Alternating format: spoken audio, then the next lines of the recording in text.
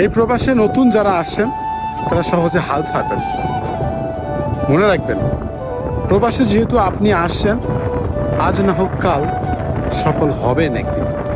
শুধু সময়ের অপেক্ষা, একটু কষ্ট করতে হবে। সফল হওয়া যদি এত সহজ হইতো তাহলে মানুষ ওই বাড়ি ভিটা বন্ধক রেখে এই প্রবাসে আইয়া গোলামি করতো না মানুষের। এই প্রবাসে অনেক ধনীর দুলাল পইরা আছে নিজের স্বপ্ন পূরণ করার জন্য, অথচ দেশে কিন্তু তাদের কোটি কোটি টাকা পড়ে আছে, তবুও নিজেকে সফল করার জন্য, নিজেকে প্রতিষ্ঠিত করার জন্য এই প্রবাসে পাড়ি জমায়। বুঝছেন? তো সফল হওয়া এত সহজ না। যারা নতুন আসছেন অল্প একটু ধৈর্য ধরেন, আল্লাহর কাছে শুকরিয়া আদায় করেন। মনে রাখবেন, পৃথিবী সবার দুয়ার থেকে ঘুরে আসলে আল্লাহর দুয়ার থেকে ঘুরবেন না আপনি, আল্লাহ আপনাকে ফেরাবে না। আপনি, আমি, আমরা মধ্যবিত্ত যারা, তারা কিন্তু সবসময় ঋণ করেই প্রবাসে আসি।